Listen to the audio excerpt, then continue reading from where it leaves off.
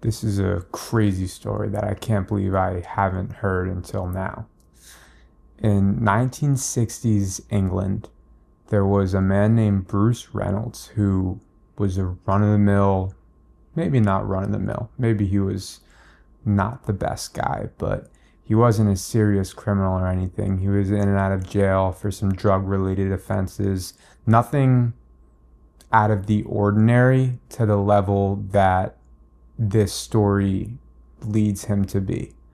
So Bruce is living his life, going around England, London, trying to find work, trying to make a living and support his family, the typical human condition. When he notices that the Royal Mint trains, which are the trains that carry money from anywhere from Scotland to London at the time, well, he notices these trains run on a very specific schedule, and he has a thought to himself that he doesn't pursue initially. And he thinks, well, how nice would it be to just get into that train and grab a couple bucks and move on? Move on with my life, maybe move somewhere warm and just forget all about this. Forget all about the hustle. And so when the Ulsterman approached Bruce and gave him detailed instructions on how he might pull off one of the greatest heists in Britain's entire history, his ears perked up a bit. The Ulsterman is still a man who's not known to this day.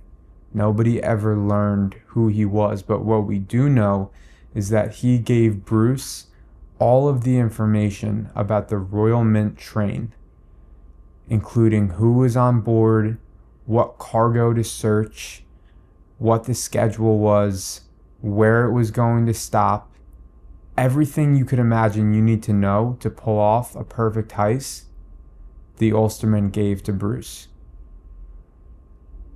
And it's kind of a miracle that we still don't know who this man is, but that's why this story is so crazy, because Bruce, a seemingly normal guy, put together a group of friends and recruited some more serious criminals to pull off, by today's metrics, a $70 million heist. $70 million from robbing one train. In the early morning of August 8th, 1963, one of Bruce's friends who was on the heist crew messed with the signals on the train track to stop the Royal Mint train. Basically, think of the signals as stoplights. He covered the green light up, and so the conductor only saw red. Red means stop. So the conductor stopped the train. He thought there was something wrong with the tracks or something was going on. Maybe a train ahead of them had broken down. Really, any reason. It wasn't out of the normal for a train to be stopped. And when they stopped, a man wearing a full jacket with fluorescent lights, neon yellow, the typical guy that you would expect to see coming to fix your train, approached the conductor. And the conductor asked what's going on, and within seconds, 15 men jumped out of the bushes from all sides and started boarding the train. The conductor panicked.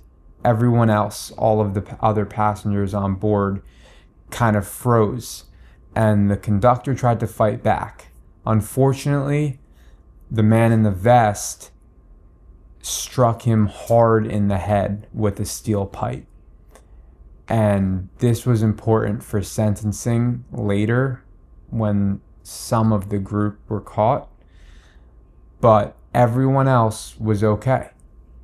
So they board the train and they immediately go to the cargo section that was marked off by Bruce, who was given the information by the Ulsterman. I want you to try to picture this. It's a big train carrying tons of things. It's not just money. It's letters, it's packages, it's everything. There's no arguing, there's no bickering, there's no confusion, there's no panic, there's nothing. They go straight to the cargo section that's carrying close to, in today's value, $70 million of cash. Back then it was $3 million. Today, $70 million. So they go straight to this section and they pull out 120 sacks of cash. Just imagine that for a minute. 120 sacks of cash, and you know that your life is about to change forever. No one had to die. Nothing terrible happened. You stopped the train. So they unload the train and they grab these 120 sacks and they load it up into a Land Rover. Now, right next to that Land Rover is an identical Land Rover, same make and model with the same license plate. The one Land Rover is driven by one of the accomplices and is meant to be a trap for the police and witnesses. So the one with none of the money in it starts driving around the outskirts of London and then into London, kind of causing a scene, drawing attention to itself, so that the other one with the £3 million can drive off into the sunset. So the Land Rover with the money and the 15 men, after about a 45-minute robbery, drive off and drive to a farm that was about 20 miles away that Bruce rented a few weeks earlier. Once they get to this farm, they pile into a big farmhouse where they've all been staying. So there's sleeping bags on the ground. There's some beds laid out. There's beer bottles and card games, and someone even decides that they should play Monopoly. They're excited. They're splitting up their portions. Even 1/15 of $70 million is a lot of money, especially for criminals who don't really have a steady income or any future ideas other than crime. They just hit the biggest score of their lives. They will never need to do another thing again other than watch their backs. So they're in the farmhouse and they have a police radio. They're listening in, and initially Bruce expected that they would have about 5 to 7 days in the farmhouse before the police were able to track down their location. However, Bruce got really, really bad news that night from the police radio when they offered an exorbitant reward for anyone that had information that led to the arrest of the men involved in this heist. Immediately, the police were called by witnesses. They said they saw 15 hooded men. They said they saw a Land Rover. They said something about a farm. And so Bruce is panicking, and he quickly starts yelling at everyone, telling them, clean everything up, we gotta go. It's like, the plans changed, we gotta get moving, let's go. So in a rush, all of the heist men start to throw bottles and everything into the garbage. They pack up their sleeping bags. They try to make sure nothing's left behind, but in the rush of things, a couple bottles are left behind, which have thumbprints. A couple of notes sketched with some names are left behind. They couldn't gather everything. They were living here before, right? So they can't gather everything in the time that they had left. And this was ultimately the downfall for most of them. But let's go back. While they were in the farmhouse and they're splitting up their money and thinking about what they're doing next, Bruce mentioned to his buddy, his very close friend who was initially part of planning the heist, named Charlie Wilson, that he was probably going to go to Paris after the heist. And Charlie was like, what's in Paris? Why would you go to Paris? I thought you wanted to go somewhere warm with the family. Paris? And Bruce says, I'm going to get facial reconstructive surgery. They're never going to be able to find me with facial reconstructive surgery. I'm going to look like a different man. And so Charlie kind of jots this away into his mind, and he's like, all right, Bruce, you're crazy, but whatever. And that's what Bruce does. Once they leave the farmhouse, Bruce goes straight to Paris and gets facial reconstructive surgery to look like a different person. So while Bruce is doing this, the other 14 members are trying to hide in London, in the outskirts of London and other areas in England, and they quickly get caught. People talk, the cops raid a couple bars and talk to some gang-related people, and people are caught pretty quickly within a few weeks of the heist. So these criminals just had the biggest high of their life turn into the lowest low.